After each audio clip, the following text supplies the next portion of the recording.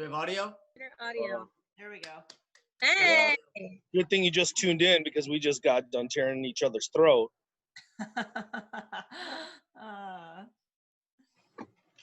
You're in good hands tonight. Can you hear us okay? Great. Salty. Yep. Man, you guys, it is bright there. It's 10 after 8. You know what's funny? Can I get the external speaker? No. The whole neighborhood doesn't need to hear. The whole world needs to hear, babe. You're The loud. whole world needs to hear. So you guys getting settled in? Yeah, man. Good. We're good. What do we have? I don't know. It's a mixture of stuff. Whatever you have, was on the counter. Generalized. Well, and then I have, Oh, nice. yes, it's got some blueberries and lemon. It's delicious. I got my after workout drink. That sound better? Yeah, I guess so. It was coming through the TV Yeah. monitor. Trying to make sure at least everything is as quality as can be, because I haven't even tested this yet to see if the streaming and the recording and like if we can even use it. I haven't. Do it live. Never done Do it. it live. Yep. You feel like the camera's too high? I mean, it's possible. How's this? Do you like this? Cheers. That view? Yeah, I like that. So now they're Cheers. going out. Cheers. Coffee tried. or what? Decaf coffee, yes. Water. I'm rolling hard tonight. So what's up? Did you guys look at anything? Yeah. You know, did you guys get ideas? That sheet, the email, whatever that sent, mostly memory jogger stuff, you know? So Yeah. Right. we don't. We didn't write it all down. Just like looked at it and I was like, perfect, done. Yeah, keep it loose and just. What do you want to do? You want to do like a how'd you meet? Who's your daddy sort of meeting? Yeah, sure. And that was always something fascinating to me, is how that connection happened. Are you from Cali? No, I was born and raised out here, Yeah. and we had met through our little brothers because she was like 5 houses down. Oh. Yeah, my mom, she takes all the credit. She used to take David over there, my little brother, and she's like, hey, there's a hot guy that lives over there. I'm like, whatever, Mom. I was 19 and he had just turned 20. And so one day I took David over there and he was washing his car. And I was like, hey, I'm Alicia. And he's like, hey, I'm Paulie K. Whoa. Really? Yeah. Was it like that? Real slick right there. Because I was living out on the East Coast for a while. That's where the accent came from. But anyway, so she comes down. So like, I don't know. Here's how I remember the story. Her brother was like, hey, how old are you? I says 19. He goes, oh, my sister's 19. I was like, that's awesome. Bring her over next time you're here, right? So anyway, she comes over, just like we said, and I'm washing the car. And then I see him walking down the street with the smoking hot sister, dude. And like back when she was like 19, 20, wearing the little belly shirt and got the abs and everything. I'm like, damn, dude, this is amazing. Right down the street, right? So just like her, I've never had a girlfriend before. I've never, like, I would always date, right? So like when I was in college, it was all about school. It was all about work and whatever. And I never had a committed relationship, just didn't want one. So I was like, well, this is perfect. She's like 5 houses down. Like, you know, something to like, you know, someone to hook up with while I'm in school.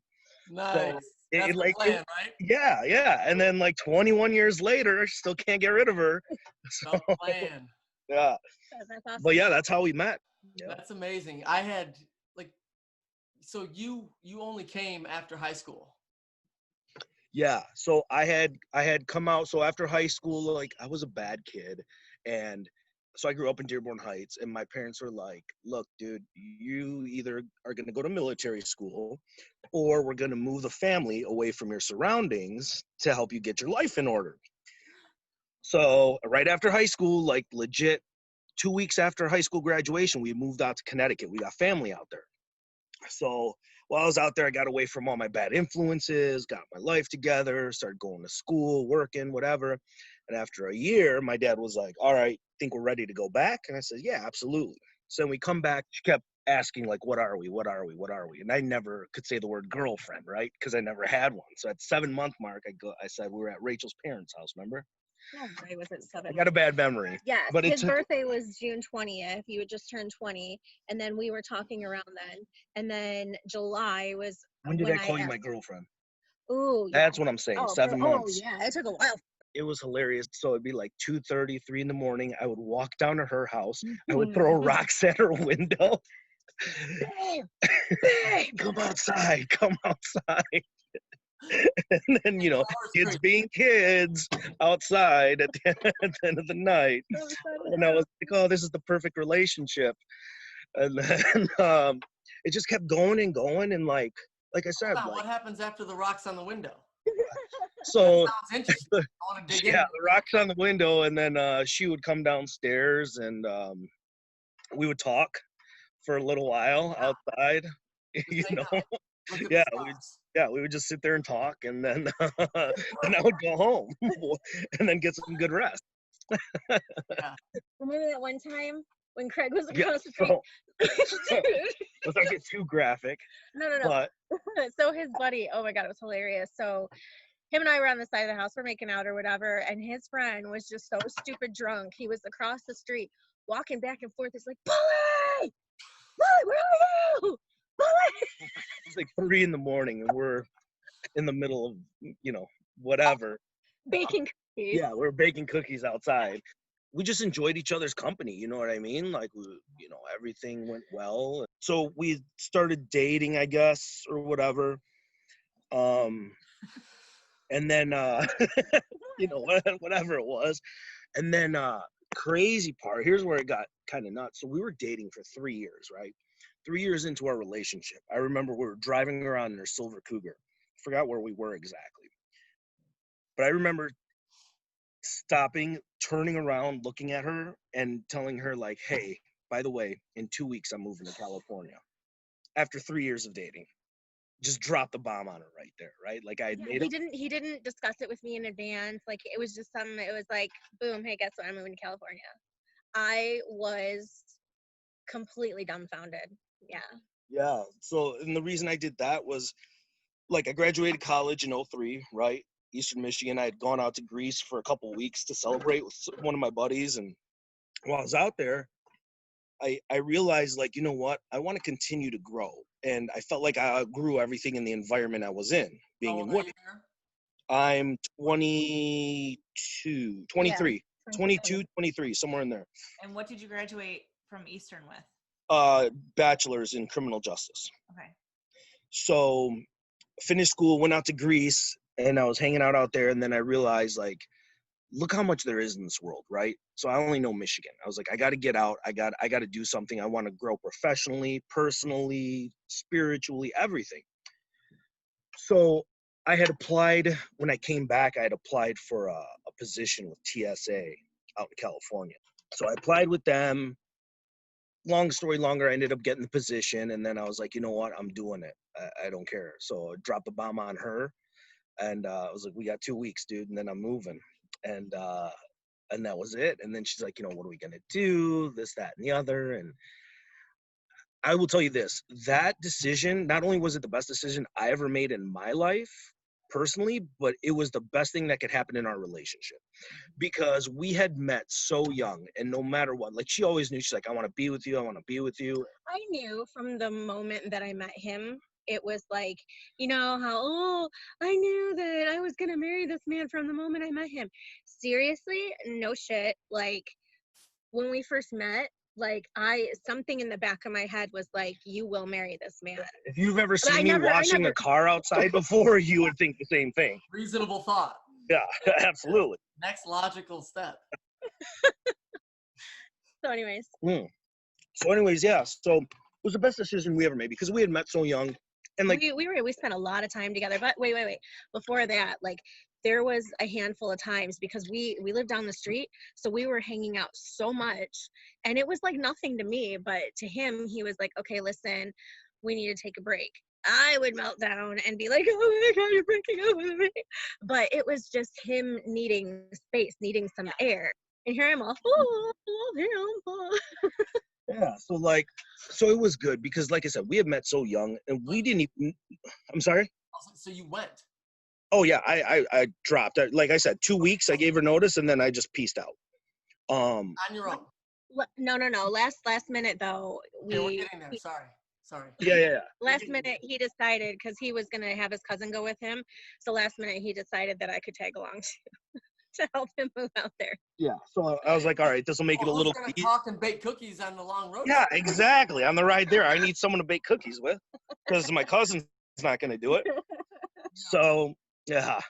So we went out there, but it was the best decision we made because when you're that young, like we did, at least for me, I didn't know myself. I didn't know who I was. I wasn't grown as a man yet. I wasn't stable financially, even mentally. Like I didn't know where I was in life.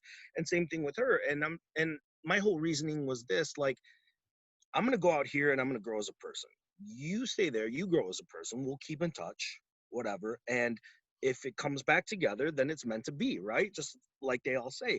But you can't start building a house on a broken foundation. Like we don't even know who we are.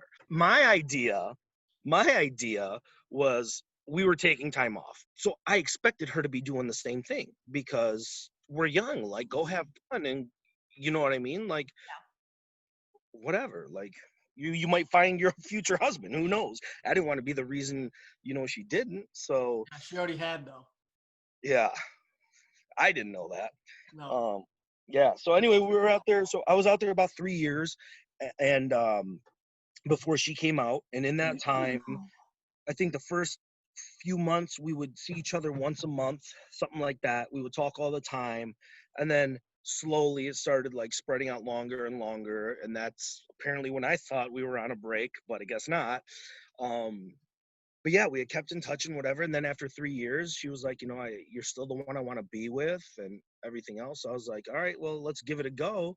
And then yeah, man, that was it. I moved across the country, couldn't shake her, and she followed me, and it was the best decision ever, right, baby? No, but I'm glad, like I said, I'm glad it worked out the way it did, because there might have been if we didn't have that time apart and she wasn't doing her thing and I wasn't doing my thing, there's no possible way we would be together now with how strong our marriage is. And I mean, granted, we've had tons of issues along the way. I mean, that's whatever, but this is just, the beginning steps. But had we not taken that time apart and like figured out who we were and did whatever we had to do or wanted to do and whatever else, there's no way we'd be together right Yeah. That's pretty wild. now. Yeah. Wow. That's only the beginning of that time. What do you got? Nick's got some questions too. No, yeah. So when did you guys move back? He moved back in July of 2013, and I came back September 2013. Yeah.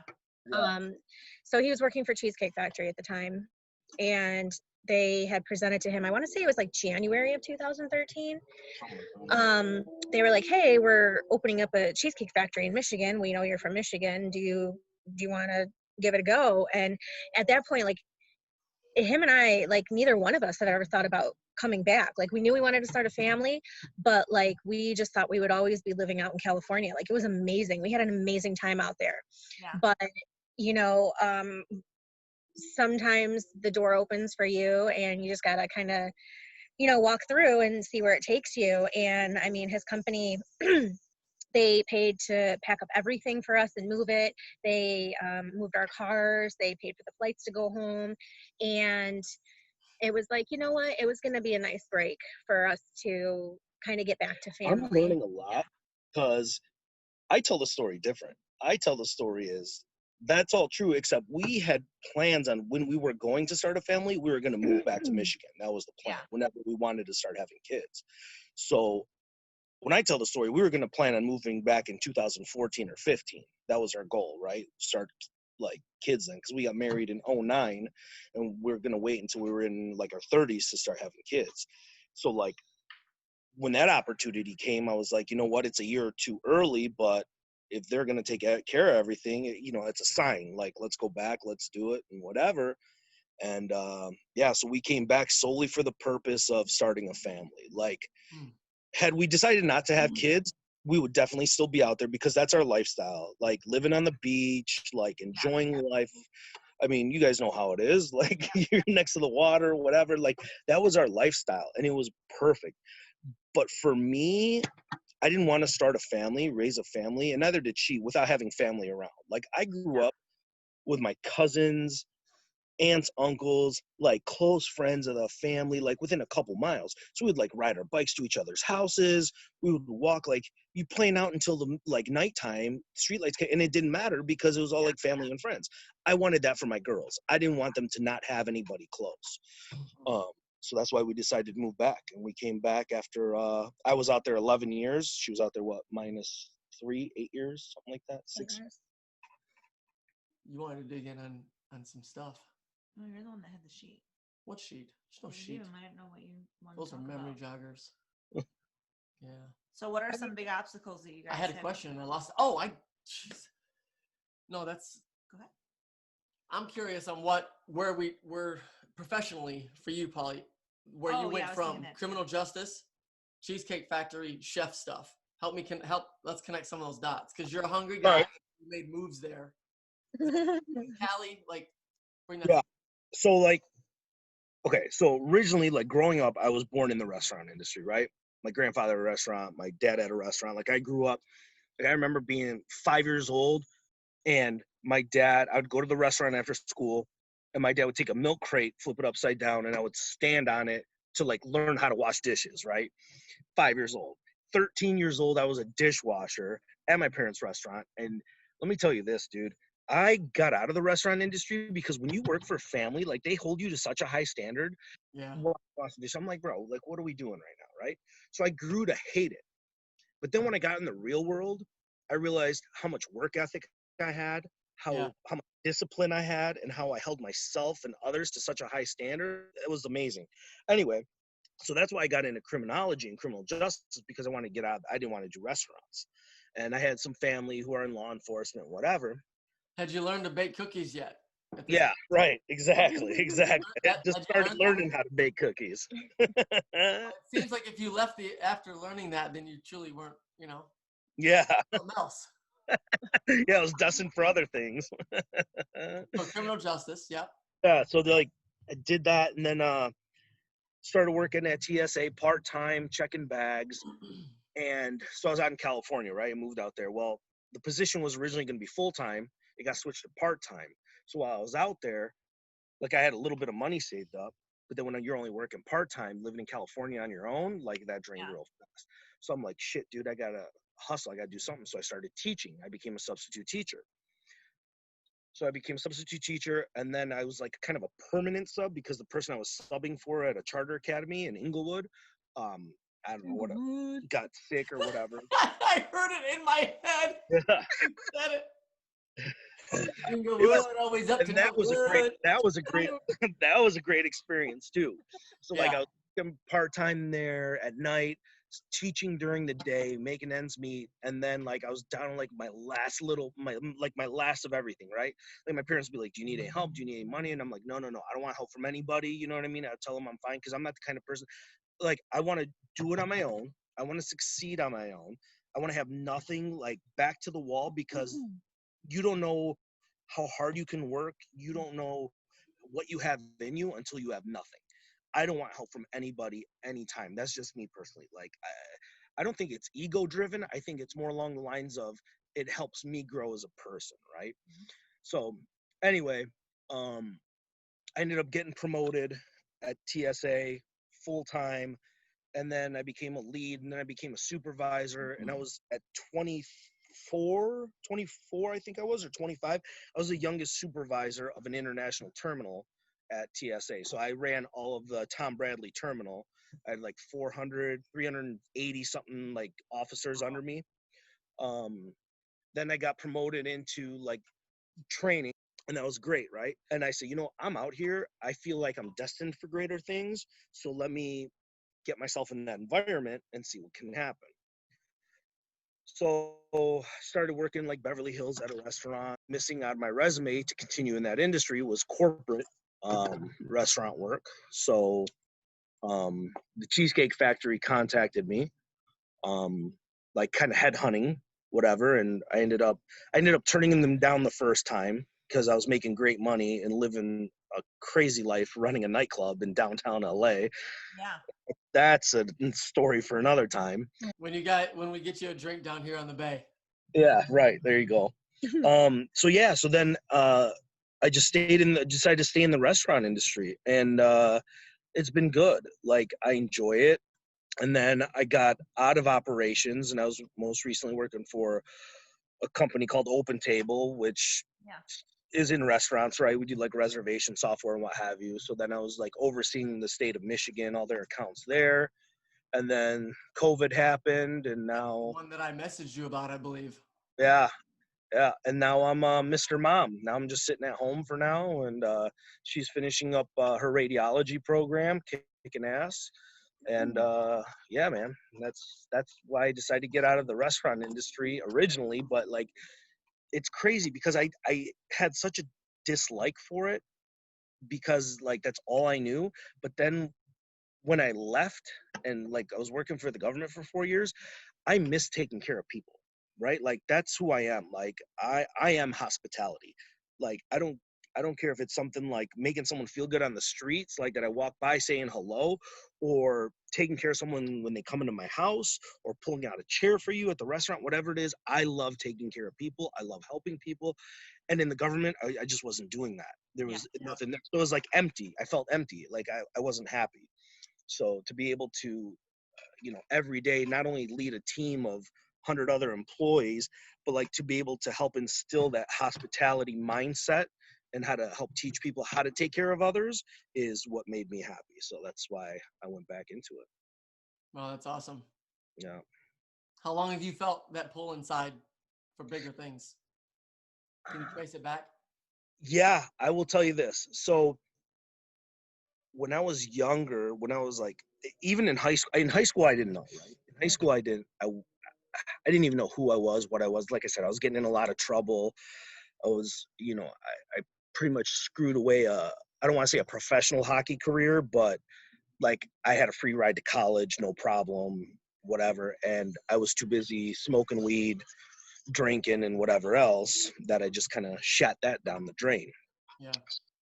It was when I finished high school and my parents moved our family out to Connecticut to get away from my bad influences that I started not only getting healthy again, like physically, but like, so I grew up, my parents are Greek, right? Greek Orthodox. My mom's super religious.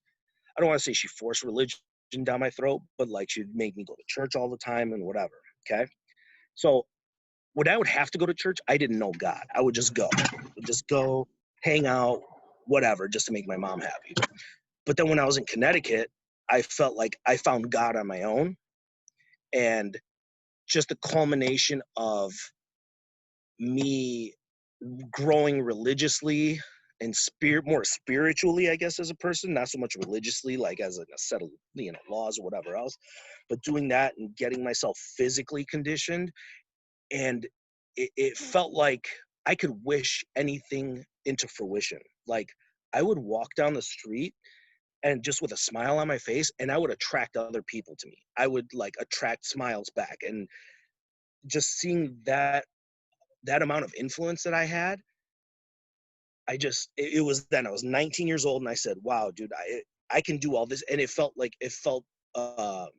natural, right? It didn't feel forced. It didn't feel anything. Like people were just drawn to me. And like I said, I would say, I want this to happen, and it would come to fruition. And then when I was just like little things that would happen throughout my life, like I would help people with certain things, and just seeing it come back around, I said, this is what I'm meant to do. Like I'm service minded, and I feel like if I had like an objective on earth, is to help other people.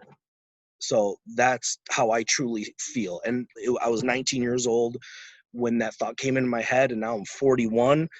So I suck at math. What is that? 22 years. Yeah. So at 22 years, that's my goal. And what makes me the most happiest in life is teaching and educating and just not just teaching and educating others, but like giving them true value. Like when you teach someone something, like whatever, you don't want to force anything down their throat, but then when they come back to you and say, you know, man, you really helped me with this or whatever it is, like I love that feeling. I love being able to help somebody out with whatever it is in life. And yeah, so that's my passion. That's really cool. There's a quote, I forgot who said it, but you probably heard it somewhere along the line. Some old smart guy said, I'm thinking like Socrates, like way old, right? Mhm. Said, no one can teach anyone anything. You can only help them find it within themselves. Yes. And that's a little bit of a paraphrase, probably. Oh, you know, it's modern English, but I love that. And that was one of those things that stuck in me. So I would stop, because in my 20s, it was very much, let me just tell you how to live. And, you know, that helped me break free from that.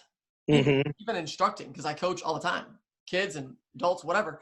But it's much more question driven to help them think around it, right? And in my past nursing days, you had to get good at that anyways, because some of the arrogance of the physicians that you can work with, and you know, doctors understand this. This is the world that they're in. They know that the majority are like this. You have to find a way to get them just to believe their precious little ego, to believe that it was their thought. Yeah, right.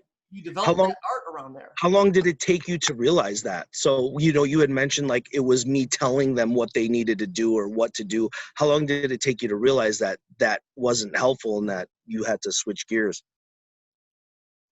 When I discovered the information, it was a hammer to the head. Yeah, I mean, I was 27 or 28 drugs, when right? I found that information. That was when you were. It was right after the drugs. So yeah, I mean, so I'm late 20s when that occurred, and so I actually did somewhat of a similar path to you. I'm not going to get into it right now, just for context, because I want you to start talking to Alicia too. We got to get the ladies going. But I wouldn't say very demanding Catholic home, but that was the Polish Catholic deal out of Detroit. You know, our deal was mostly just the holidays and a lot of drinking and cussing and family breaking up and not talking to each other anymore. And so I went away to the Army. 2 years later, I do my thing, come to God myself. And when that occurred, I happened, like, for some reason, I latched onto the behavioral change really quickly. Mm-hmm. I was running around trying to get with her friends and doing the whole 9 yard. And like, you weren't trying, you were. Oh. Little parched. got a Snickers. So I was, and I wasn't a big time substance guy, but I like to drink socially and then always overboard because I didn't know how to handle myself. Never drank or did anything in high school. So that happened. And then I do my thing. And then I spent the next 8 years, basically half of it, thinking that I'm like Jesus's next chosen person to go tell the world about their bad habits. Yeah. And then half of that spent at the bottom of a barrel with a needle hanging out of my arm. Yeah. And that's a weird thing to come to, because so like when I found some of this information, and I started getting into the motivational guys, and I started looking up videos on YouTube, and it came through a relationship, right? I met somebody, introduces me to some stuff, hands me a book, and I'm reading information that I had never heard before. Very different thinking than what I was taught blue collar Detroit. And it was very different than my family, like my mom and dad. I think of my dad when I say that. But he knew what he knew, but programmed me very much a similar spirit to you. Like there's a lot of wild in here. It's good, but it's reckless. We got to learn how to like use it, right? Mm-hmm. Right. And we need the women that know how to literally tame it without breaking it, because it needs to be tamed. Absolutely. In most rooms. Yeah. No. There is no taming when it comes to the bedroom. So that when it's all about making those cookies, bud. That's it. Yummy. I wish I had some milk. We got any milk? Got any warm milk?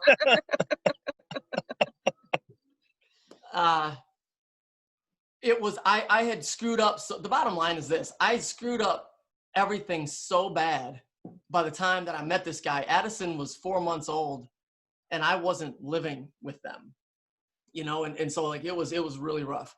And that's just a little scratch. I don't want to get into all, this is not our time, but it was like dude, the gig was up, right? Yeah. I'm caught completely red-handed, and like I'm starting to read stuff like that in terms of how that was when I really started learning about leadership for the first time, how to truly lead. But he was so miserable, and he just didn't know why. Like, he was nursing and thought that was it, and it was kind of like, if this is it, like, I'm done. I had a very poor mindset. He was just so miserable. It was very, I literally had a great job for my 20s. I got licensed as a nurse at 19 years old, and that was part of the Army accelerated deal, and I got my licensed practical nurse. A few years later, I get my RN. I'm like, dude, I remember seeing Detroit Receiving Hospital on TV. It's like our little story, right? I'm eating spaghetti one night in Riverview, Michigan, Hammond Street. Holler. Here's your plug. Last time that'll happen. No, I'm kidding. That place is close to us because we had no idea what we were doing. We were a mess, like you were talking about in your story, big time mess. And I'm eating the spaghetti. And I'm seeing the TLC channel TLC, and that was when they were doing Life in the ER back in the day. Uh-huh. Right? Your mom would record it. Trauma, Life in the ER. That's what it was called. And very popular show. Do you remember your mom recorded it on a VHS? I don't remember that. But I just remember seeing that episode, and I was so sick and tired of dealing with the death of the nursing homes, watching people on their way out. There are people that are meant for that, and those are great souls that can do that work in hospice and nursing home work. I was not that person. I needed to be jumping out of helicopters, saving people from mountains, or picking you up, trying to get, hold of the knife or pull the bullet out of your brain. Like, I was built for the gore. And I saw that night, and I said, I'm going to work there. And that was like school start. I went back to school, and that was a 2.5 year on and off journey because of family and all the different stuff. And then I got that. And then 6 months later, I'm like, dude, I got good at this quick too. Like, I was level 1 trauma at Detroit Receiving. I would walk to Children's Hospital, walking by that place, and I'm like, I'm going to own you one day. I'm going to make you my, that's it. And I did. And I worked there, and it was always that thing where you get driven, right? Like, I was going through school, and I was working at another hospital, and I remember a nurse said to me all the encouraging things that I used to hear. She said to me, she goes, you might be a big fish in this small pond. She goes, but you're going to get out there, and you're just going to be a little fish in a big old ocean. And dude, I'm not saying I ran the joint, but in 6 months, me and a handful of other young nurses in our mid-20s ran the joint. Yeah. At least at nighttime, 7P to 7A. And I was part of that crew, right? And that's a lot of where my troubles also came from. But I got into what I wanted, and I mean, that was where I met the person that we ended up getting divorced. For another time. But yeah, anyway, I had messed up everything so bad, and I was so miserable. I thought I was stuck forever. I was unhappy again. And that was when the pills, and I was like, this is not, I mean, the pills came a little bit earlier, but I was just depressed about the whole deal. And I didn't have any sort of tools or skills to understand that you can change some things. Yeah, man. It's crazy. I went through some things in my life that, I told you my story, but there's a couple streets I didn't take you down of depression and like giving up and just, I get it. But, experiencing those things and those like super low lows, like there were times where I just felt like, what am I doing in my life? You know what I mean? Just like the lowest of the lowest piece of shit in the world. Like I don't even want to go outside, like, but being able to overcome that, like after basking in your own sorrow and whatever else, it made me who I am today. So, that's another reason why I love helping others, because I've been through some things I don't even tell her about, you know what I mean? And she's my wife, and I should, but like there's some things that still I don't feel comfortable yet talking about that have made me who I am today. So I get it. I know exactly what you're saying. Go ahead, please. Your good side. She made me sit on this side. Sounds like you guys need some cookies. We have lots of cookies. I got cookies today. He's reminding me of like how Gavin was when he got home from the gym. Nope, let's get to it. The side note is you guys should watch this. Okay. Together tonight. It's a long movie. It's 2.5 hours. Like, should we lie and just tell them okay? No, I've seen that movie, but it's been a long time. Yeah, it's 2.5 hours. It's super great. Isn't Hilary Swank in that? It's Renee Zellweger. Yeah. Oh, Renee Zellweger. Yes. Yeah. So super great. I had a mentor, one person drop some real belief in me. And the first person to ever in my life give me a nickname. Never had one. In all my sports and everything, never had a nickname. And I mean, I had some from my parents.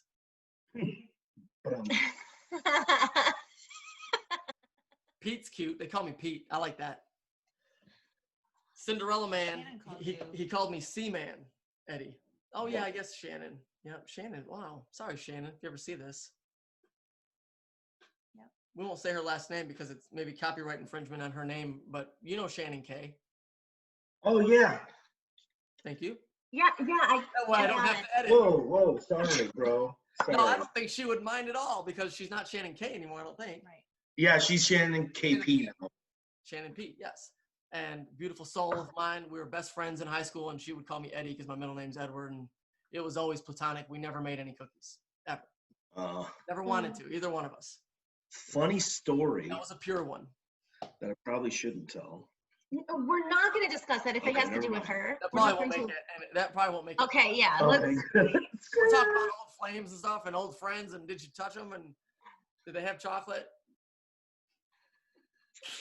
There are a lot of different varieties of cookies. Back to C-Man. I told you we'll get off track. You can't let me. He called me C-Man and said, you got to watch this movie, Cinderella Man. This is in 2007. Okay. When he did this with me. And so I don't know when exactly the movie went came over out. their house and He said, come on over. We're going to cook you dinner. And this guy was financially free and living out in Commerce. And, you know, you guys know where that is. Yeah. And just beautiful out there by a lake and just had a great life and brought us in to touch some of that. I had a buddy Heath of mine said he took me to this great place in Aventura, I think it was. Yeah, down Gulfstream Casino down in Fort Lauderdale, Aventura, like in that area. And he said, that Middle Eastern place that you're going to take me to, we're going to go dancing. Yeah, Mujana, something like that. We never Lebanese belly dancers while you're hitting the hookah and you're baking cookies there. and eating lamb and whatever else is going on. It's yeah. And he said, you gotta have experience some havingness. I kind of liked how awkward that sounded to me. It was like havingness. And so we go over to Don's and we watch the movie, and then you just watch the rest. And, you know, the subtitles, One Man's Extraordinary Fight to Save the Family He Loved. And that was like months after I stopped needles in March of 07. And like, this guy's got me in his house. I mean, it might've been 08. We might've been with him in 08, you know, early that year. But within a year of doing that, I'm watching this in a mentor's house who's helping me lift my place in life. You know what I mean? Yeah. And it was really neat. So Nikki got me in 2014. It's still in my bedroom because we hit the goal way late, trying to get to the South. And she wrote May 21st, 2014. And she's like, happy birthday. I know we'll do it. Something like that. You'll get it, everything. But at the bottom, the quote is Russell Crowe in the movie, Jim Braddock, the boxer. It's a true story. Mm-hmm. Like, very accurate. He's walking down the street in the Great Depression. That's the snapshot. Oh, yeah. And it says, I got to believe that when things are bad, you can change them. Simple. Blue collar. Put your freaking boots on and do something. Yeah. Freaking phone down unless you're making money from it. Do something. Yeah. And that was what he helped me get inside me. I didn't have that. I was a whiny little bitch. Long time. All these gifts and skills and talents and good looking teeth and damn. I still had my bald wasn't in place yet. That was full. I was whining about everything. Wasn't I? Oh yeah. I whined about everything. Anyway, you got questions for Lady Time? Remember? No, I just want to know, like, were you with him when any of that stuff happened? Like the down stuff and all that. Honestly, he never really made it surface. Yeah. I mean, like recently over the past couple of years, you know, the ups and downs of, you know, just different things with, you know, work and, you know, struggles here and, you know, just all the shit that he had to handle over there. And he was pulling like over like close, like 60 or more hours a week.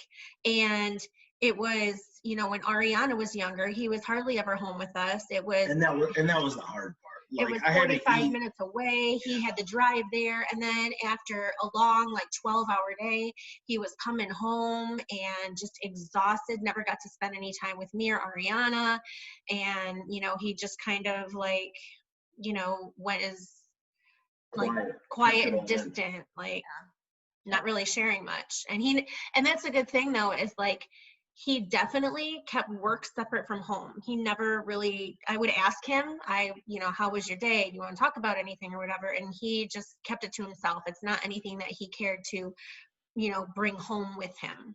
Yeah. Just like earlier when I said I don't like asking for help, whatever it is, I don't want to burden anybody else with my issues. And that's still probably my biggest opportunity is I don't voice a lot of things. And sometimes it builds up and then it explodes. But for the most part, like, I don't want anybody else to know what I'm going through because I don't want to burden you with what I'm going through. So, and that's on the flip side of that, that's not necessarily a good thing because there's been a lot of times where I haven't communicated with her about problems in our relationship where I just keep it to myself and then I just fucking lose it, blow up and whatever. And I mean, even still, like over the last couple of years, I think I've done better because like now I tell her like, yo, we need to talk. And instead of just like, you know, smashing through the wall like the Kool-Aid man or something. So I've gotten better, but I'm still, I don't know. I feel like I can handle, I don't want to say I can handle it all on my own, but like I said, I don't want to bring my problems out to anybody and like bring them down kind of, even though he's my partner in life and I should, but there's still a lot of times where I just keep my mouth shut and whatever.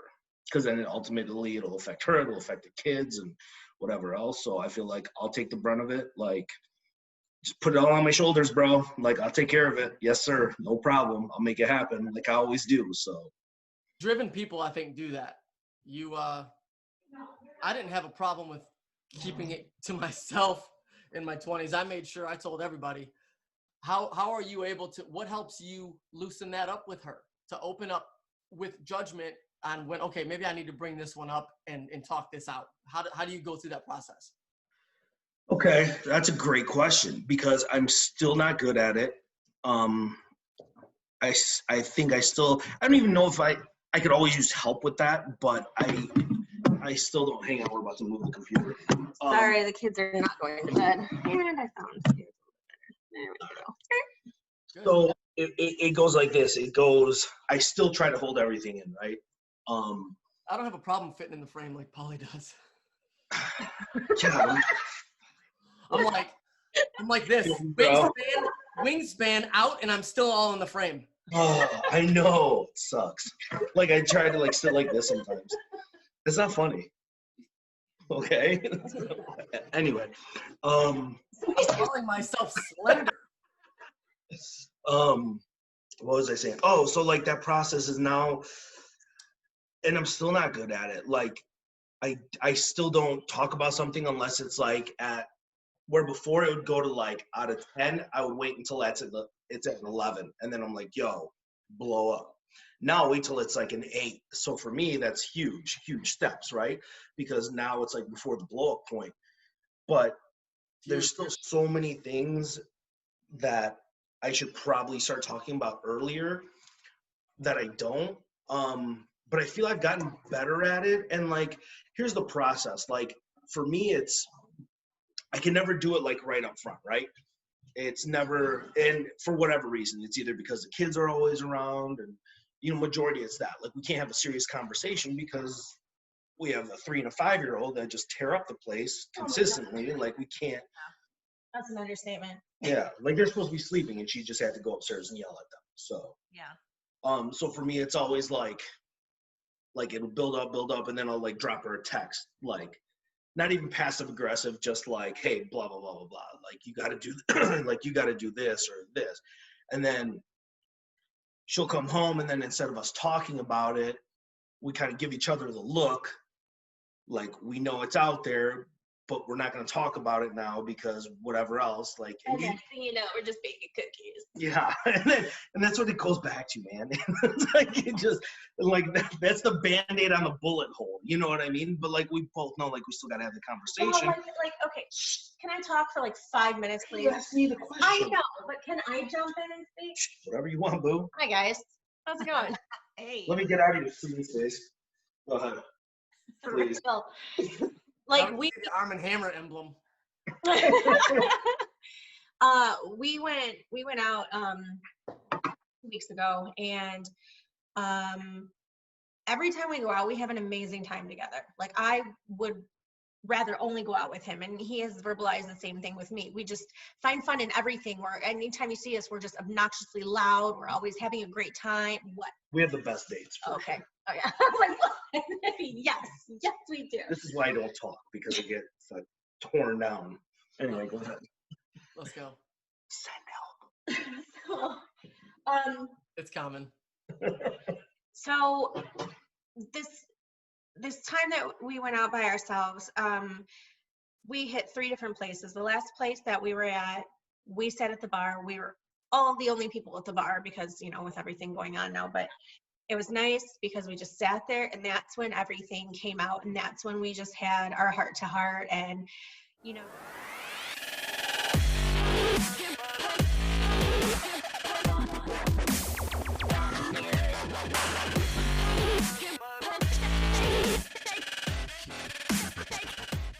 You know, got everything out on the table. And that's what it takes sometimes. We just have to step outside of the house. It's really, really hard to carry on a normal adult conversation here. Even if we're having a few drinks and we're sitting outside on the deck and the girls are long gone to bed. Like, even this is our safe space. This is our comfort zone.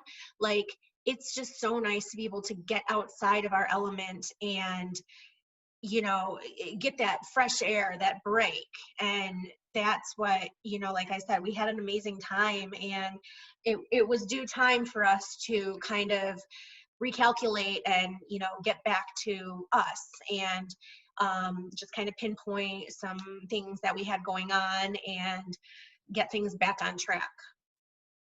Yeah, I feel like that's a good point, because it's almost like, because your home is your safe space, like, I don't even like bringing stuff up here. You know what I mean? Like, if it's things we have to work on or whatever it is. It's almost like, not necessarily bringing like negativity into our safe zone. This is like our holy ground.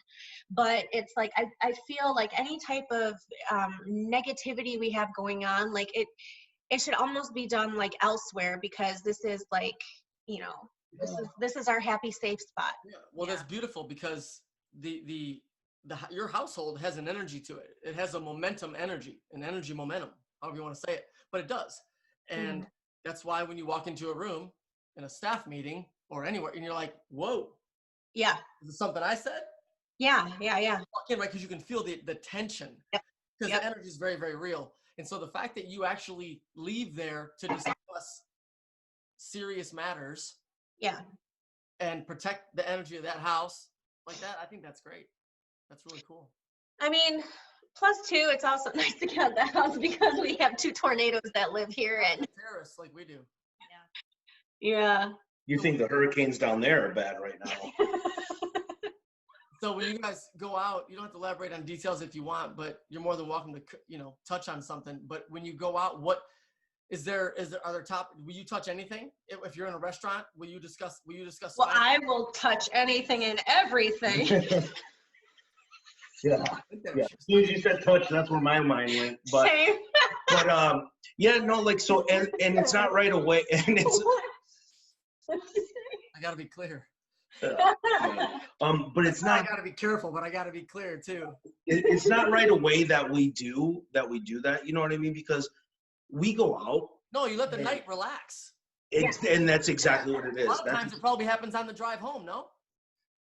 Or close to the end of the night. Yeah, absolutely. End of the night. Yeah, because like once we go out and it's just us, we get back to it's just her and I. Yeah. And like when there's no one else around and you're not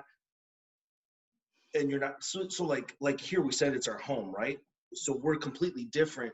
I don't want to say completely different, but it's a different vibe, it's a different energy. And then when we're out on our own, like we're just in our own world, and it's her and I, and like when we look in each other's eyes and like that magic comes out, you don't even think about like, oh shit, we need to have a talk.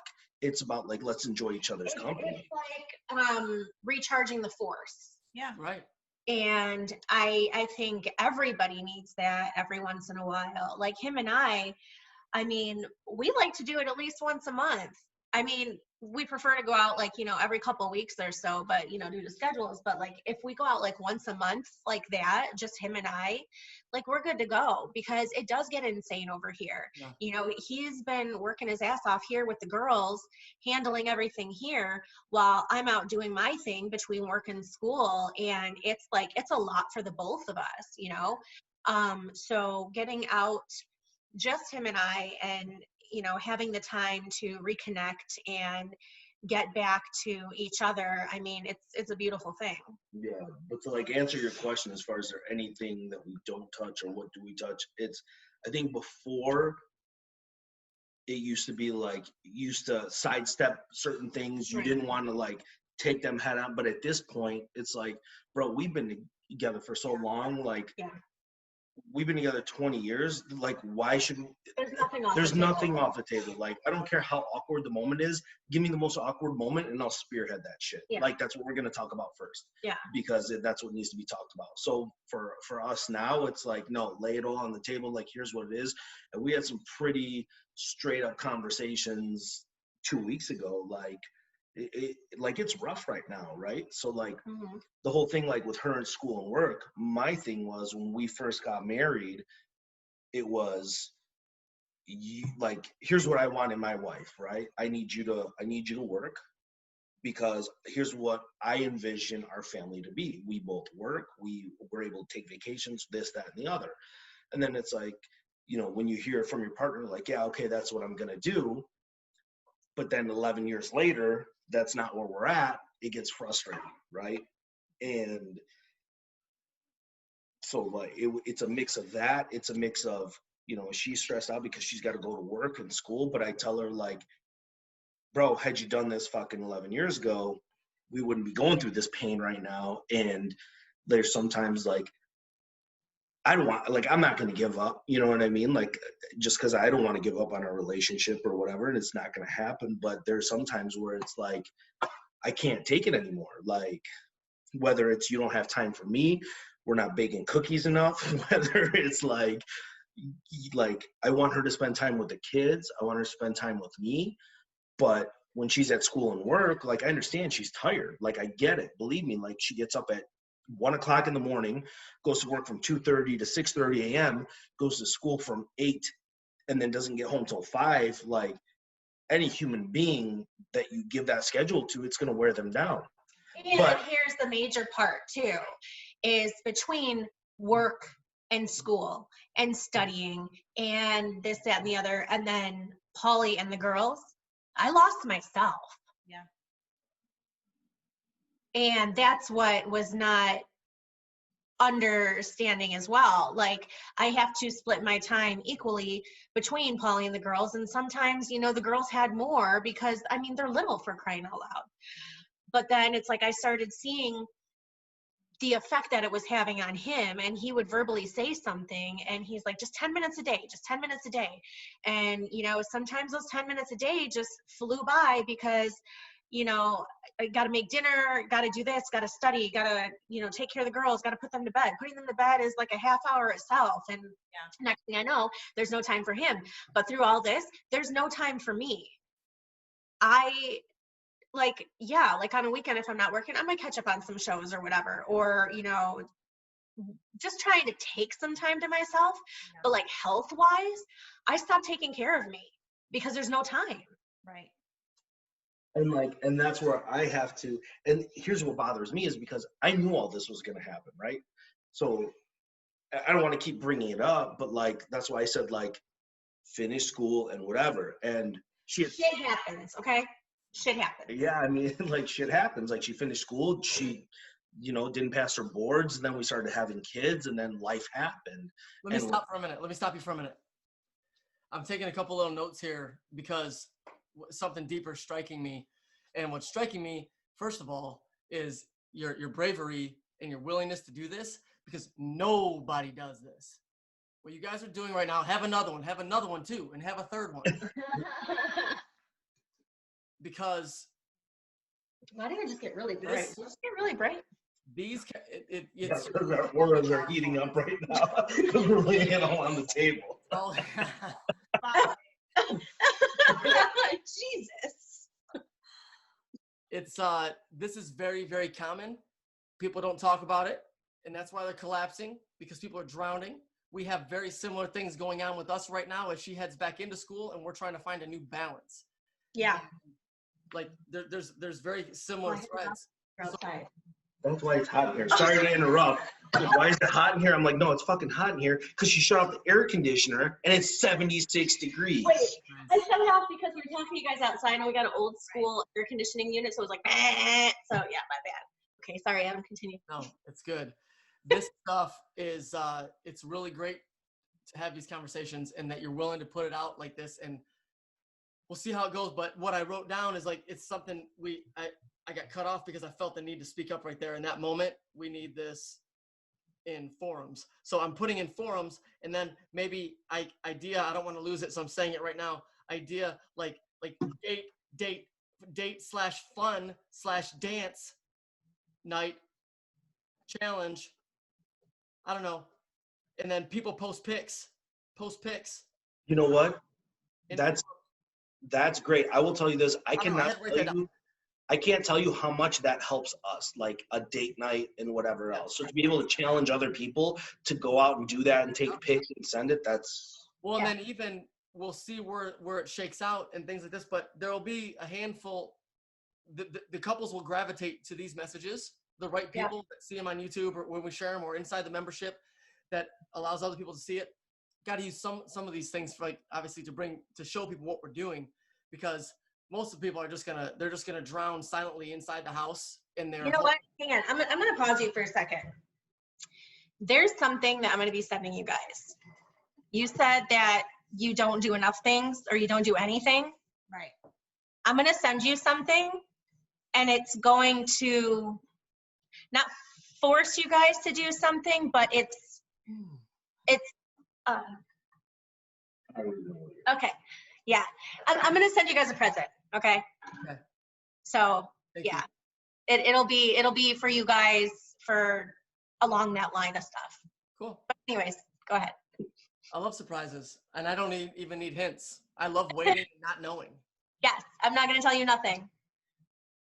So no, I just wanted to mention that because it takes a lot. So you're not alone. Like, don't, that it's so normal. Well, it's funny because when we got remarried after the first time, after Gavin was born and everything else, I did work and he was a nurse, but like there were a lot of times that he was fired or whatever. So it was like from a lot of places. So it was constantly like Gavin was an infant and I was delivering pizzas at Jet's Pizza in Allen Park. And stop talking specifics like that. We're going internationally global. I realize my mistake. I'm over here mentioning cities like we're like, why would okay? I'm talking. I know. Anyway, but I mean, there was one day he came home from midnight and I'm leaving to go to work at 11. I'm like, hey, Gavin's napping. When he gets up, he'll have to eat, whatever. So I get home from work. Why are you bringing up this story at 9 o'clock? How random of a story! And like he slept through everything because he was high. But it was like what I'm saying is when we got back together and he got his crap together, my whole thing was like, I'm not working. I'm staying home with my kids. I'm gonna enjoy that, So it was almost the opposite because I felt like I was the one that was like always having to suck it up and do it. Yeah. You know what like I mean? You carried the weight while he was going through his shit. A lot. Yeah. So it was that's kind of where we were. Then we went back in the military and all that. So it's like I didn't have to because he was Army and everything. And we got out. So it's like now where we are, we're doing a lot of things together, but it was just you know, when you said like you lose yourself and whatever, it's been like that for me for years because of all the kids. And then I homeschooled for so long and whatever. We moved here in 17. Grayson was in kindergarten. It was the first time I had been home by myself. Like Gavin was 14. So like, oh my gosh, I didn't know what to do. And a girlfriend of mine that lives here, she bought me the membership to a gym for 2 weeks because I wouldn't go. Like she would keep trying to get me to go with her and I just wouldn't go. And it's actually where I teach now. But I finally went and I'm like, wow, like I started finding all these interests that I didn't even know that I had. Yeah. And even going back to school now for nutrition, it's like, I don't know, like we've had to figure it out too, because it's not like, you know, when I do things, I make myself unavailable. You know, if I'm studying at the table or whatever, I'm at the table. I'm there if anybody needs anything, but I need to get stuff done. So I do it whenever I can, you know? So, but it does. It's like you're with each other all the time. And it's like they're always the ones that take the brunt of it because, I mean, you live together. Like people say, I can't believe we fight so much. Why? We live together. We're with each other 24 hours a day. Who else are you going to fight with? Yeah. Like it's just a given, you know, we know everything about each other, all of our little quirks, eating habits, everything. So it's just like, yeah, I'm going to get irritated with you. Don't take it personal. Just go away, you know? So it's like, but we just had to have that come to Jesus not long ago. But at the same time, like you can only take so much. Like you have these conversations and like, sometimes I feel like I go unheard, right? So I'll tell her like, hey, this is important to me. Like whether I send her articles or like I say, hey, I need like 10 minutes a few times a week or whatever the case is, and it doesn't happen. It's like, then you start thinking like, oh, am I not important?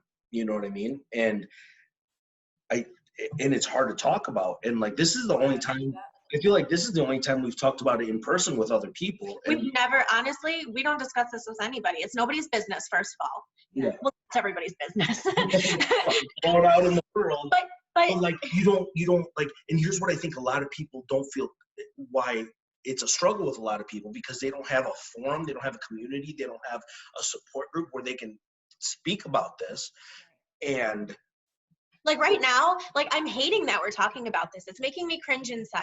Hearing everything that he's saying, like I'm sitting over here like squeezing my thumbs because it's like, well, yeah, I'm like shit, because like we've never ever talked about this with anybody, and you know it kills me. Like I said, shit happens, but you know, because like, you know, certain things happened, you know, of me doing the program before, and he's okay. So let me backtrack.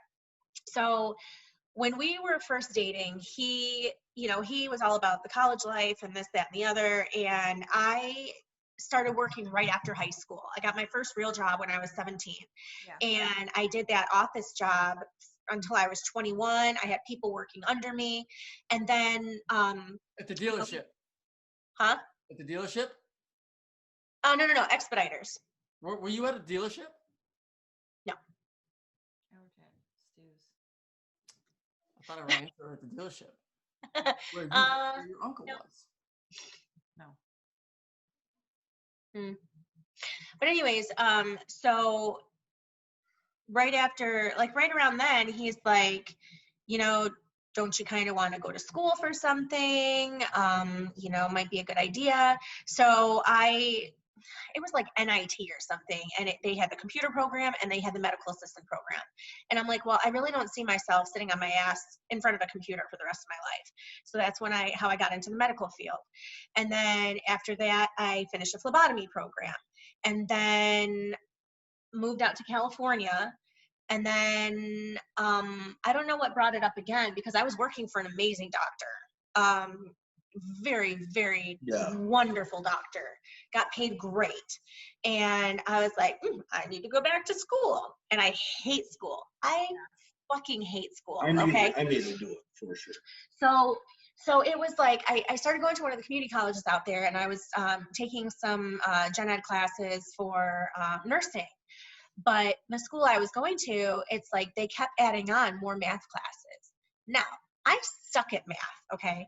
I know in nursing, it's like basic math. It's not no becoming an architect math, right? Yeah. But they kept adding on these math classes, and I'm like, screw this shit. Like, do I really want to do this? So that's when I got into radiology program out there. So I went, completed it, moved out here. I wasn't studying like I should have been, and I missed passing by a couple points. And then I got pregnant with Ariana, and I took it again. And pregnancy brain is a real thing, especially if you're pregnant with a female. It's worse. And I missed by more points. So by then, I'm not sure if it's across the board for like nurses and PAs and all that stuff, but you have either 3 chances or 3 years. And so I already had 2 chances go by. And next thing I know, the 3rd chance passed up, that 3rd year passed up, and I'm like shitting bricks. I think it's when you and I were talking about, you know, me being a phlebotomist and trying to work together and stuff. So I had to actually call ARRT and be like, hey, listen, I'm freaking out because my 3 chances, 3 years passed up. Like, I've already completed the program. What do I do? And they were like, you need to get into a program out here that has advanced placement. And that's when I found where I'm going now. And I joined as an AP student.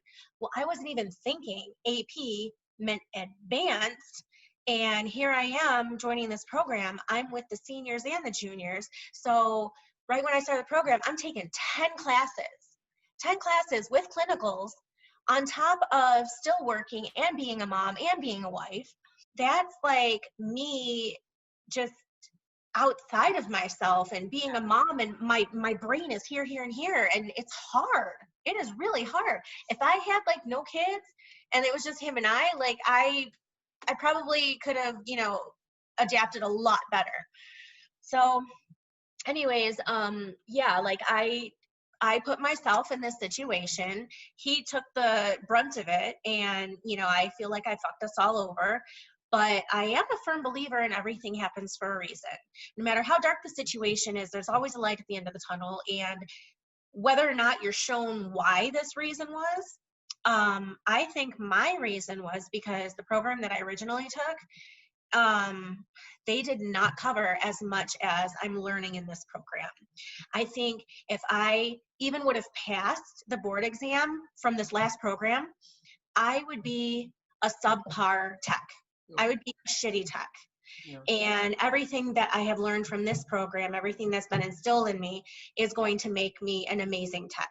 And I mean, it just sucks that my, you know, family had to be at, you know, the bottom of it. And I just, so that's why, like I'm saying, like, this is like such a hard subject, because I know I put us in this situation and nobody else has heard it. I mean, you know, I talked to some people at school because they were like, oh, well, you completed the program before. And, you know, some people were giving me shit for it, and other people weren't understanding. They're like, oh, well, you're old, you should already know this, and da-da-da-da. I mean, I've heard everything. And it's like, you know what, until you're in my shoes, shut the fuck up.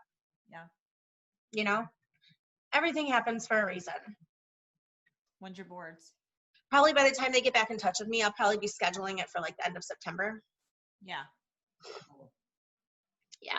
So that's a good thing, right? Yeah. Yeah. What are we worried about? Everything is up from here. Everything is yeah, like yeah. Yeah, so what are you still holding on to, Paulie? What is it? That it didn't have to happen? Yes, that it didn't have to happen. That's exactly it. You couldn't have said it better. Like, it's tough, dude, because like I'm not gonna say I'm the smartest guy in the world, but I knew what I wanted for her, for me, for our kids, and I had a plan, right?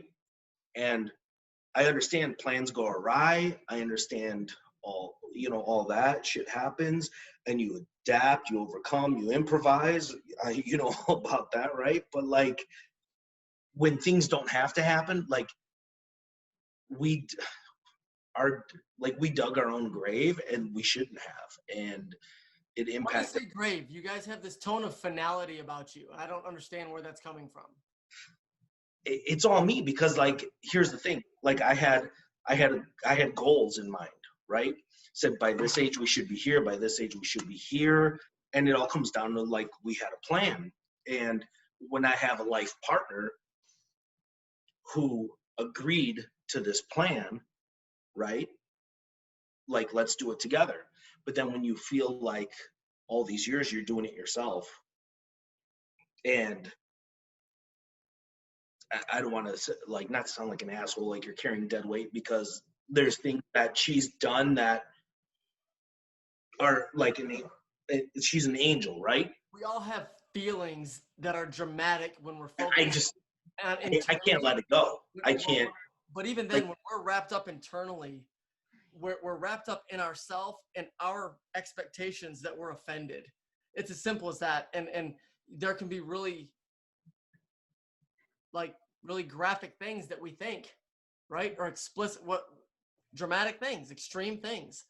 And that's where you, like you said, you're not at 11, you're not at 8, because you're learning to filter that stuff and then also let some of it just fizzle out. Yeah. Right? Because there's no point in it anymore. And so that's what I would just, I mean, again, you're talking, do you feel like you're behind? Oh yeah.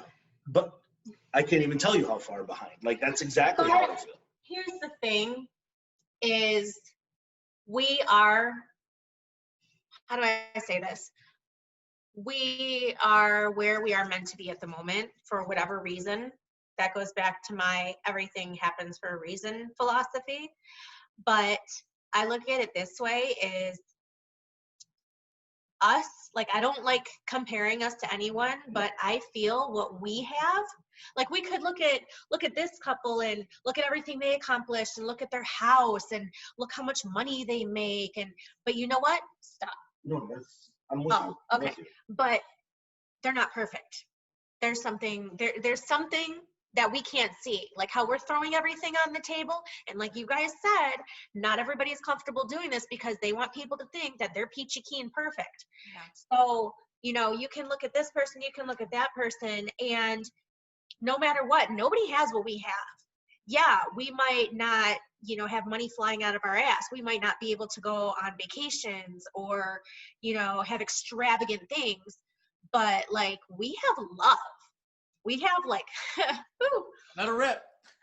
We have like hardcore, true fairy tale love, and we have 2 amazing children, and we do have a roof over our heads, and we are able to pay the bills, and we have food on the table, you know, and literally you love each other. You're literally in a moment of promotion in your life.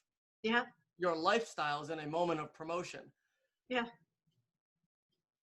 Yeah, I mean, yeah, no, you're right, and she's right, and like I said, like both of you are right, but like I learned not, and it took me a while to not compare myself or us or whatever to the Joneses, right? It took a while. We're conditioned to do that in this nation. Yeah, I mean, what commercials are for. Yeah. Why do you think they got the guys with the hoses next door to each other looking at each other's stuff? Yeah. Yeah. Yeah. That's you're conditioned. Yeah. Conditioned to do that. Yeah. Conditioned to do that. Dancing monkeys. Yeah. Yeah. I mean, we're not perfect by any means, but you know what? In my eyes, like I know our faults, but like what we have to me is perfect, because I see a lot of people out there that don't have what we have. And you know what? I know that there's haters, that there's jealous people, because like, I mean, he keeps me entertained. He keeps me on my toy. Wow. There's no recovering that. Let it sit.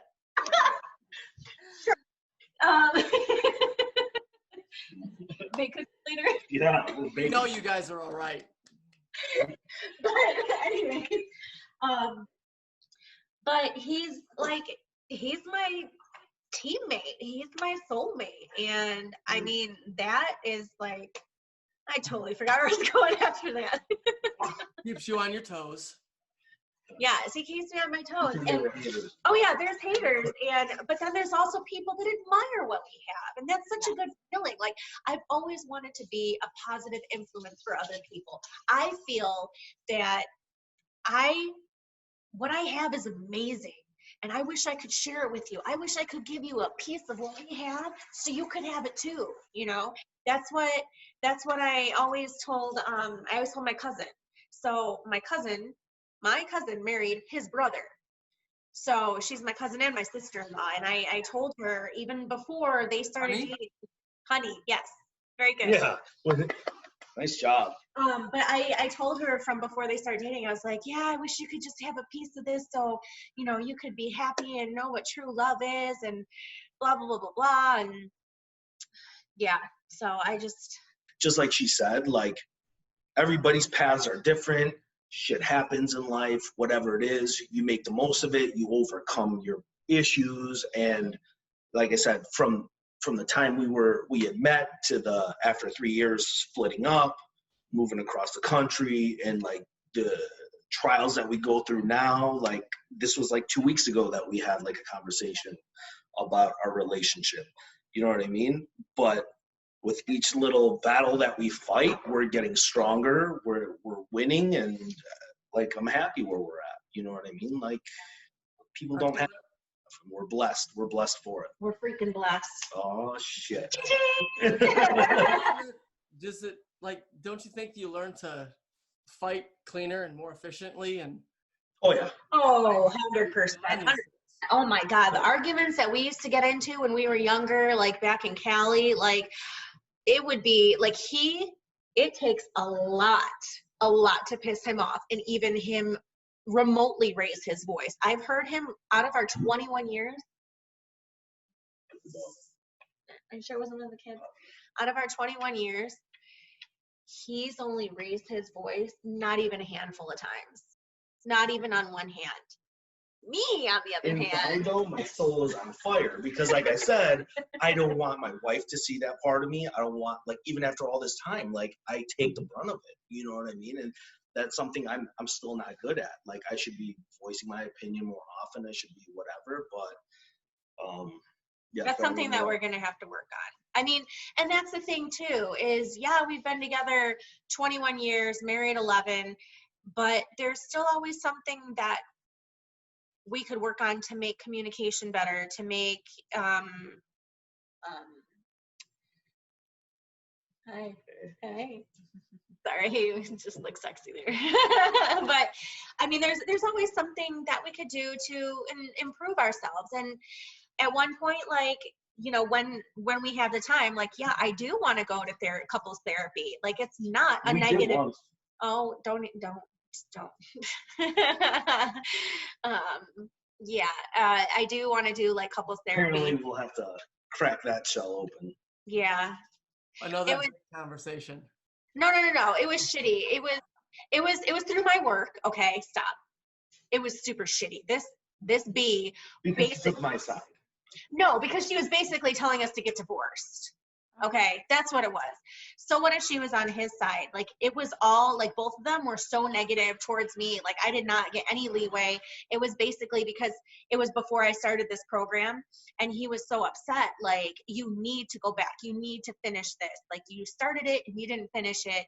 And, I mean, I was working and stuff, but it wasn't enough. And so we had gone to this counselor, and he was at his wit's end, and I didn't really realize how serious it was. But like, this lady, she was not good at her job whatsoever. You're supposed to be stop it, I can see you. I can see you. But she's supposed to be on the fence, right? She's supposed to be for both sides, and she was just siding with him and completely made me feel like shit. And basically she was like, so what you're saying is if she doesn't go to school, you're done, right? And just talking about like just under the rug, like divorce. And I'm like, what the hell, man? Like, it did not feel good whatsoever. I mean, it lit a fire under my ass, but it was not the really right way, I guess you could say. Yeah. You know, I find a lot of learning how to have these conversations. I'm going to try to say it really short. She's teaching me how to, she's encouraging me, teaching me how to, I don't know how much teaching. Bullet points. That's the point. Right? He talks a lot. I find this crossed my mind. So like, when someone gets hurt or they're offended or there's a serious topic or it's a repeat issue and you're like, do I need to say this again? Mm-hmm. Am I bringing it up again? Mm-hmm. Like, this is all happening internally. for me, it usually happens standing right here at this desk that I'm currently sitting at. But I found that most peace and most nights that end up with makeup sex after tough conversations start with the first person who's willing to just the old adage, I don't want to say, the person who's willing to speak it and feel awkward.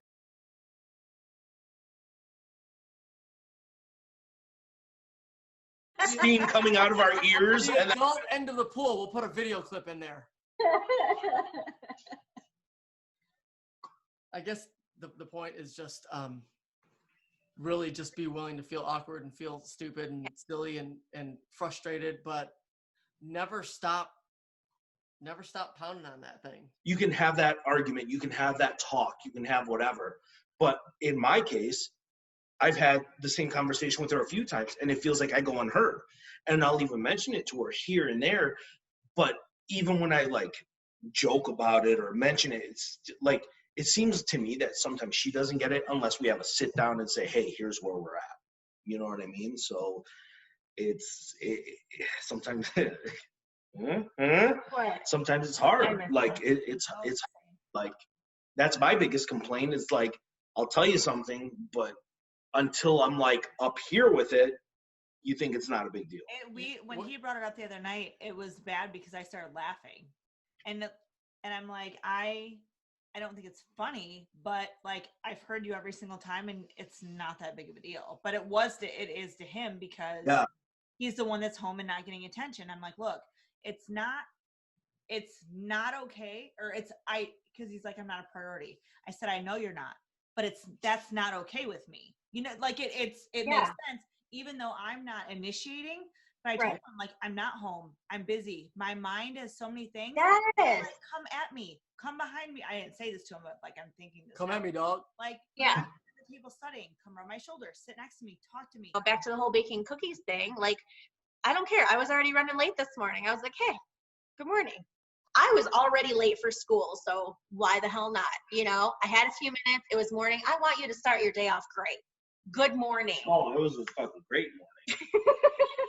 I find that I have to make time. When I see the opportunities, I have to take these opportunities. It's not because I don't want to make it my priority, but it's just there.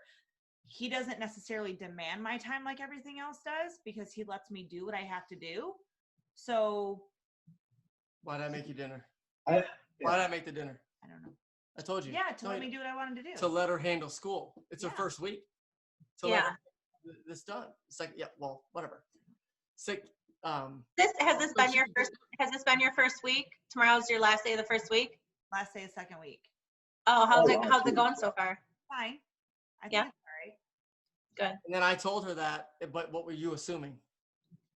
What? You're assuming that I had a hard time with you spreading your wings, that you getting your own for the first time, becoming your own woman, having your friends, having your own endeavors, your own goals and dreams, right? He was jealous about that in the beginning. Like, he was very threatened by me doing those things. Was I? By going to Flow and having my friends and doing that and you were thinking that was a priority over the house. You would make those comments. All right. It's true. Well, it's definitely not about her spreading her wings. Not that for sure. I want her to go and do experience and get just like I got to. Is it more about her taking time, not taking time out for herself, but not investing enough time in you before she's doing those things for her? Yes. It's a byproduct, but I'll tell you the real. I told her this very clearly, and I'll just be straight up. We're at the beginning of building a brand new business that is also our life's mission. And without discussion, she signed up for a 2-year degree program. We didn't have a talk. And here's why. We didn't discuss a thing. Here's why. Like the actuality of it bringing into our life. I knew she had, right? Go ahead. It's not necessarily going to cost us anything for me to go, and I'll actually be getting paid to go. So for me, it was like, well, if this is going to be utilized with Freakin Blast, like if I'm going to use a holistic nutrition degree with Freakin Blast, more credibility, more education for me. I love, like you said, Paulie, like hospitality is my thing. Serving people, informing, educating, empowering, that's my thing. So if I can use that to do that, then I absolutely will. Like I see it benefiting every single area. So Yeah. it's not just me wanting to do it just to do it. Agreed. So Okay. that was why because here I am again, like if I can take something else off of his plate, like make it a little bit easier financially, even though it'll be a crunch for a little while, then like Yeah. do that, then I'll do it. It'll all pay out in the end. Yeah. So that's why there wasn't like the huge discussion. But did you not feel a need to discuss it with him because you thought it was that great of an idea, and you didn't feel like the need to discuss it? He was going to be on boat with you anyways. Well, he kind of was like when I mentioned it. I affirmed the idea that all the way around it'll help the whole deal.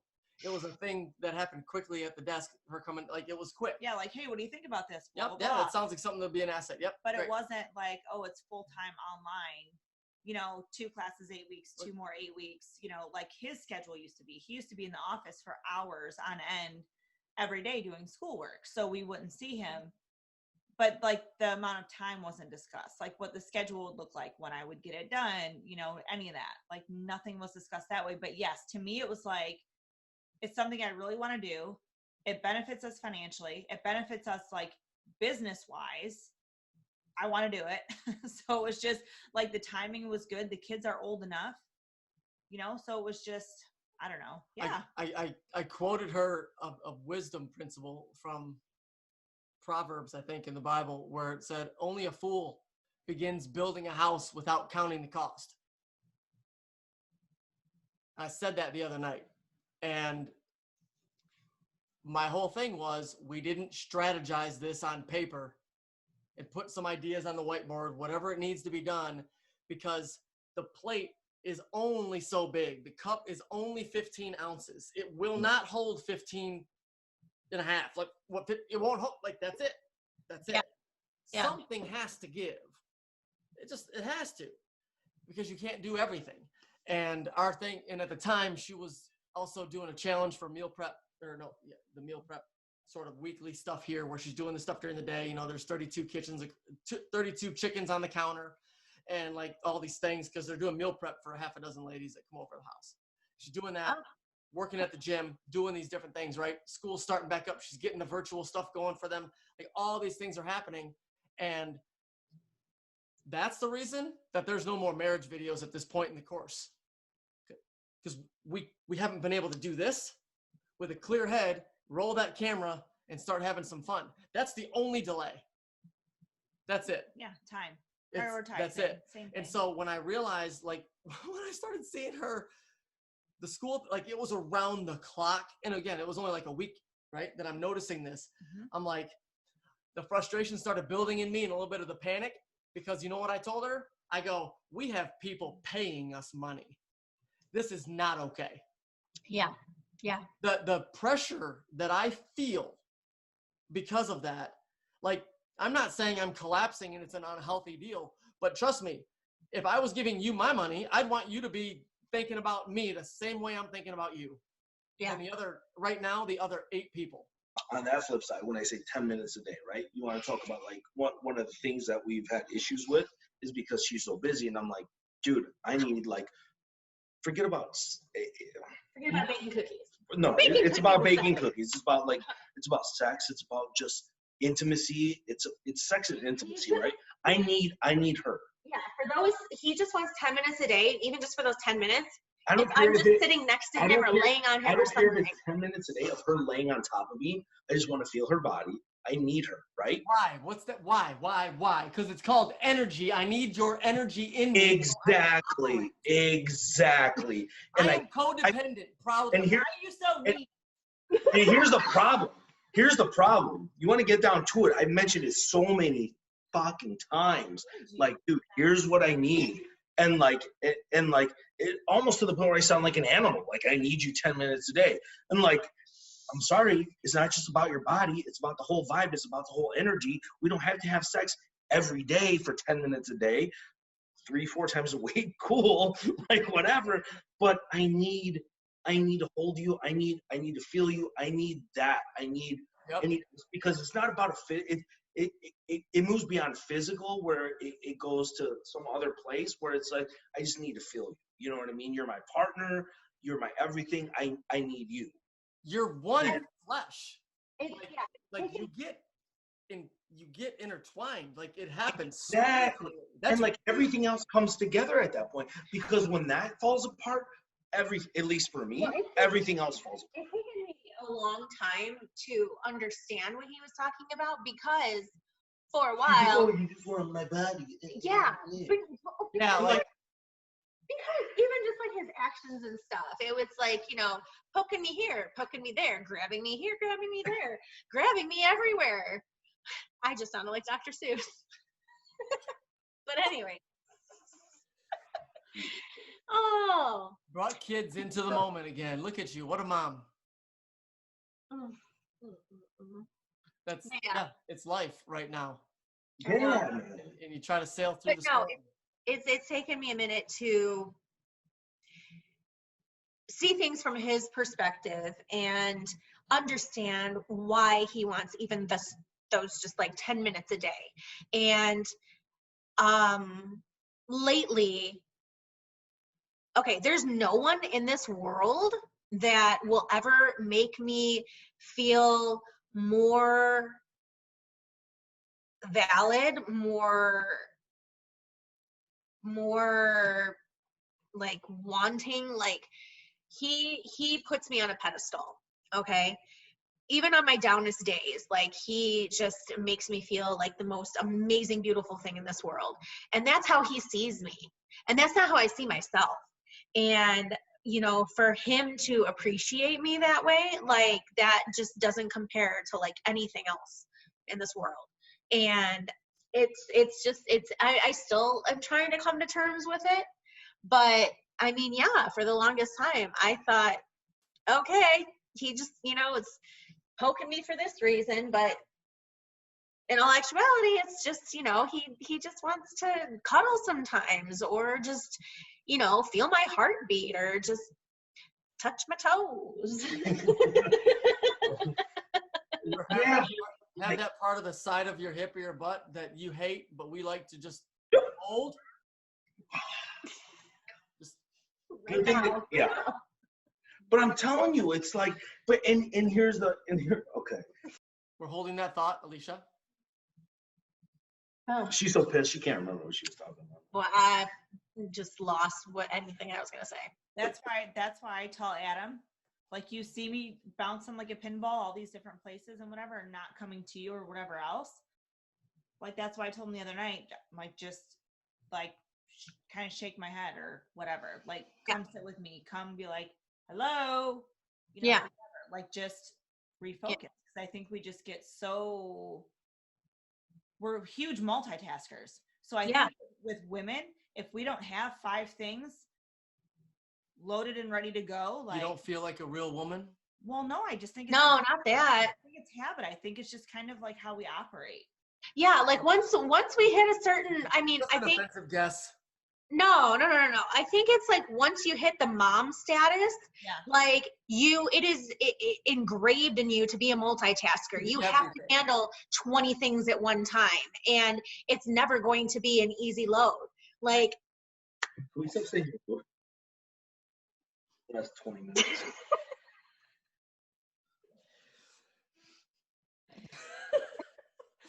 She invited me to the shower in the middle of the afternoon for an easy load today. there you go. There you go. Pretty awesome. Showers are fun. Not a huge fan, but Until you bang your head on the wall. You know what, me either. It's like, yeah, okay, take the lazy way out. Like, You're not the lazy way. You get clean right away. You know I'm gonna say yes. You know I'm gonna say yes. One, two, you two, high five. 1, 2, 3, high five. Nice. I don't want to Like, they don't get messy. Like, I don't want to walk around messy. That's a big problem. So I'm empathetic toward that. I'm glad I don't have to, like, I've never had a drainage swamp part of my body. yeah, I don't know, but like 10, 15 minutes I kind after, of stuttered that. she's like, son of a bitch, and has to run to the bathroom. Oh, I just yeah. giggle. Oh yeah. Like, oh, you're coming out of me. Okay, sorry. Well, that's the After Dark series. After dark. Freaking blessed After Dark. We got another couple friend of ours that taught us about the pineapple thing.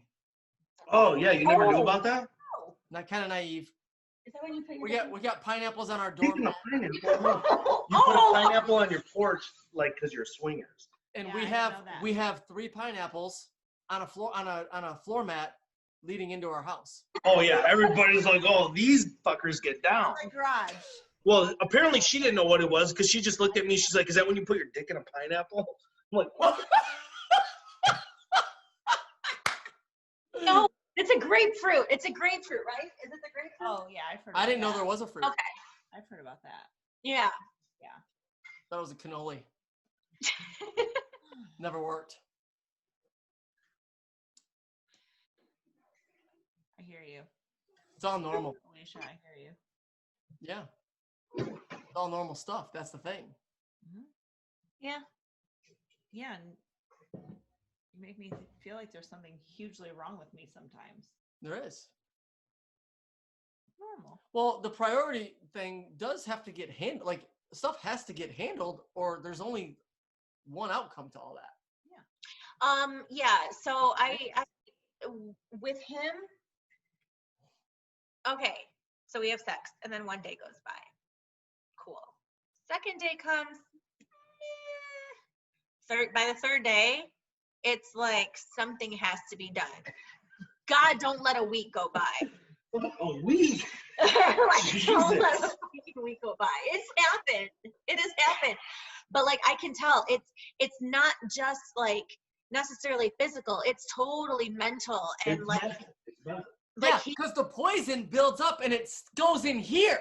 Yeah. That's where the poison from down there goes when it builds up into here, and then we can't think straight. Yeah, like. And these are not sufficient long term. They're not sufficient. As a matter of fact, what I found as I got older, that I'm not in my 20s anymore, when that goes down, dude, couple moments of that, and now I'm mad at her. I get angry, legit angry at her, and that's what probably actually breaks me to, so, can we have a discussion again? But like, it does, like that it gets bad. And like, that's what your partner needs. Do it, because like it always goes back to, if you were to tell me this is what I need, I'm gonna make sure I do it for you. Yep. So, Yep. He said, be with me in the kitchen more. Be around. Like, I'm like, yeah. Wow, I stay gone out of her way a lot, and I started inserting myself in the kitchen more. Right, cooking alongside you, seeing if you need something. That rocked. Yep. Mm-hmm. You vacate. I told her that was my big premise, that it stopped because she vacated, and I can't.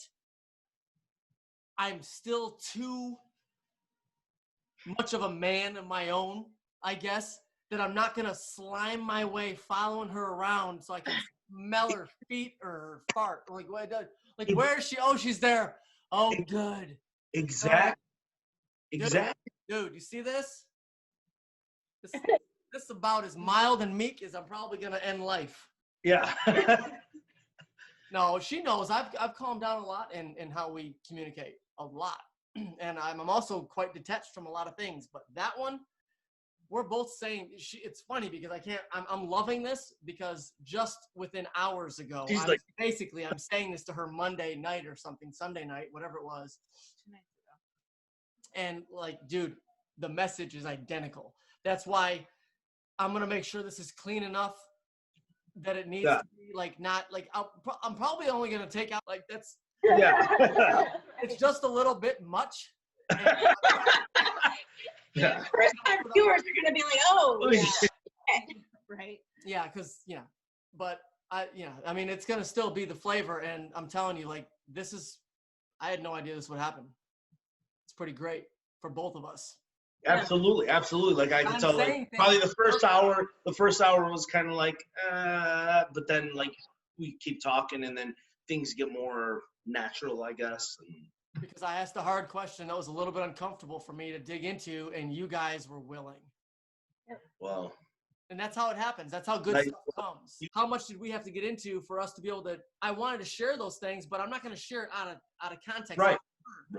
So like for us, like it's good to be able to do that. And I didn't have plans for sharing stuff. Like that's the freshest dirt we have. Like the water's still drying from that dirt. You know what I mean? Like that's fresh laundry.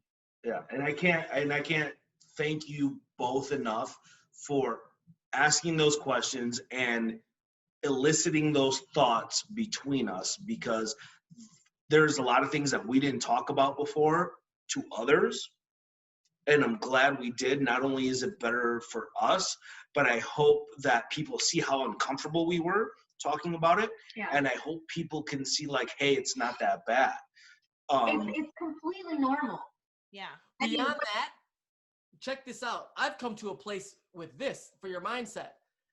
The ones who wouldn't do it because they're uncomfortable, they're actually the posers. Yeah. Who cares what they think? They're delusional. They're living a lie. Yeah. And these are good people. Most of them are good people. Right. But they don't have permission yet. And we're going to go ahead and give it to them because they're posing, but they're good people and it's killing them. Mm-hmm. Yeah. Look, she's still nervous about it. Like, What? No, I have to pee. I don't want to. but yeah, man, like it was a good time, and I feel like the more that I feel like this was meant to happen. This was supposed to happen.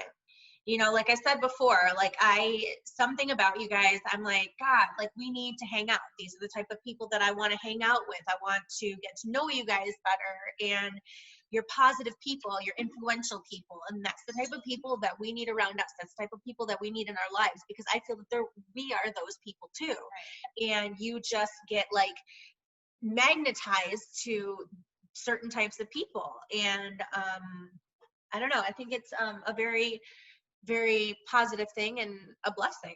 Yeah. Amen. Paulie said it walking down the street in Connecticut, right? You're smiling, you're attracting it back to you. You do. We're going to attract what we are. Yeah. We're going to attract what we are. That's why people with bad hearts that do behavior, like they act like something, it always ends up falling. It's always a house of cards because that's not who they are. Their energy's off. Like, and when you do that and you're good to people and you keep it going no matter what, it's just good things come back. And, you know, conversation like this for you guys, it's a blessing to both of us. And I'm really excited to see what this can do for people. Like, because I've never in my life witnessed a conversation where people got into their marital dirt right there and being straight with it. But see, this is only like scratching the surface. You know what I mean? Like, obviously, there's deeper conversations we could have because we went down so many different angles and so many different things. But I can't wait to hear other people's stories. I can't wait to see what other people feel comfortable talking about, whether it's scratching the surface, whether it's getting down in the nitty gritty, whatever it is. Like, just from us talking about our personal things that you guys made us feel comfortable talking about, and you guys sharing some things with us, and just to be able to to grow and see other people doing the same thing, and power by numbers, right? So you hear other people talking about things, and then all of a sudden you have like a small community, and then people feel comfortable in that community and share more and more and more, and you can learn and grow, and it's only going to better yourself. It's only going to help other people. Like, I mean, what else do you want in the world? Not everybody's going to have the exact same story, but there might be 10 other people out there that might have something similar, and they're like, oh, well, this is normal, you know? Like, just, okay, I can talk about this. There's other people that have been through this. Like, just, you know, you need to open the door and see that there is light, that, like, there's others like you. You know, when you were, what were you talking about being conditioned about? The Joneses, the whole thing, like keeping up with the Joneses and whatever else. I don't think I think we're conditioned to not have problems. It's never let's talk about stuff, you know, or fix things or really find the root of the problem. It's never with anything. Right. So it's like, nope, just be conditioned and do what we tell you to do just because, or, you know, whatever. We live in a society that teaches you to develop skills if you're going to be an athlete or you want a degree or initials behind your name. Yeah. That's who develops skills. Outside of that, you don't get coaching. Are you kidding me? Like, that's the dumbest thing ever. The best people in the world keep coaches. And they also keep friends that hold them accountable anyway, like it's just conversations that take skills, but nobody's gonna seek that unless they get permission. You guys helped us get permission for people tonight. It's awesome. Yeah. Anything we can do to help, like, let us know. Like, you need us for anything, like, we'll make it work. We'll try to make it work. I know we had to reschedule this a couple times, but like I said, my thing is all about helping people. So All right, you hang up. No, you hang up. No. All right. Love you guys. I love you. You guys ever play this game? Oh my gosh, don't even. I looked. Yeah, I still do. 41 years old.